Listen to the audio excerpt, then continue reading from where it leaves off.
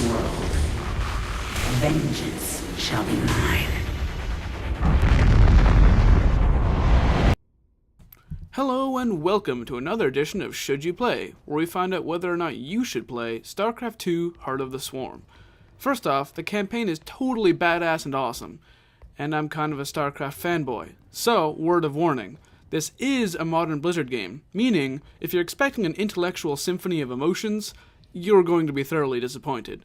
Now, if you're expecting something along the lines of, say, Wings of Liberty, I believe you'll be pleasantly surprised. Heart of the Swarm focuses on the story of Kerrigan, beginning nearly right after the end of Wings of Liberty. In Heart of the Swarm, you power up Kerrigan as you progress through the campaign, meeting some interesting characters along the way, which mostly act as your advisors. Kerrigan is a playable character throughout the entire campaign, providing fairly interesting synergy between herself and the Swarm units you command. I'd really love to go more into this, but in the interest of avoiding spoilers, I'll leave the single player part at that. Now, on to the multiplayer side of things. Arguably, the thing most people are interested in. First up, the improved units, and of course, the new units. For the Terrans, we have the Widowmine, the Hellbats, the Medevac Speed Boost, the Reaper's out-of-combat health regen, and lastly, the Thor anti-ship 250mm cannons. For the Zerg, we've got the Swarm Host, Vipers, the Hydralisk speed upgrade, Ultralisk base damage, and lastly, Mutalisk regeneration rate. For the Protoss, they get the Tempest, the Oracle,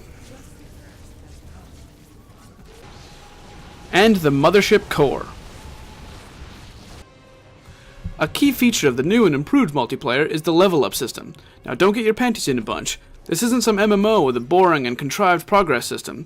Getting experience is simply as easy as playing matches, whether they be multiplayer, custom, or against AIs. Even if you lose, you still get your experience. This works by receiving experience each time you complete a unit or building, or by destroying enemy units and buildings.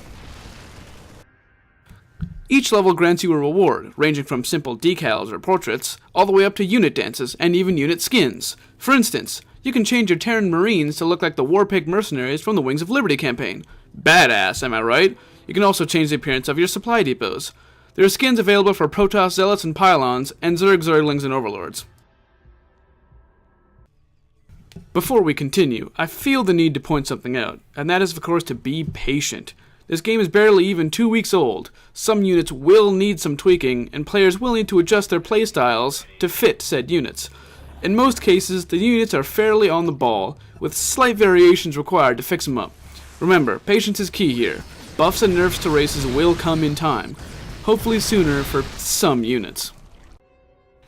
As far as the game goes, it plays just like Wings of Liberty. You collect resources, you build up your base, construct a force, and then attack your opponent's base in the hopes of achieving victory.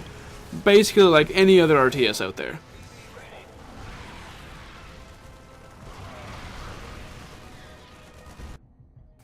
Lastly, the different modes multiplayer has to offer. First up is Arcade. Arcade provides a veritable ocean of games to play, as the majority of them are created by players in the community, and new games are popping up all the time. In terms of type, they can quite literally be anything, as the Starcraft world editor allows for almost total freedom in its design. Next up is your training mode. This is just like it sounds. The game teaches you the basics to play Starcraft. After that is Versus the AI. You play match after match against the AI, slowly fighting harder and harder AIs to test your skills. Then, lastly, you go up against real players. You can do this in one of two ways. The first is unranked play. You choose unranked if you don't particularly enjoy a competitive game, or if you suffer from ladder anxiety, such as myself. The second is ranked play. You choose this mode if you wish to fight against other players in a competitive nature, slowly rising up in the ranks. The more you win matches, the higher league you're placed in, starting from Bronze League, then Silver, to Gold, Platinum, Diamond, Masters, and finally ending in Grandmasters. With this design, Blizzard has attempted to construct a kind of progression system. You start with training, then you play against the AI. Once you feel comfortable fighting elite AIs, you then progress to unranked play. Finally, once you feel comfortable playing against players, you enter ranked play, and thus enter the competitive league system. One last thing. You will need Wings of Liberty to play Heart of the Swarm, as it's an expansion, not a standalone. That's pretty much all there is to it. So hopefully this has provided enough information for you to decide whether or not you should play StarCraft 2 Heart of the Swarm.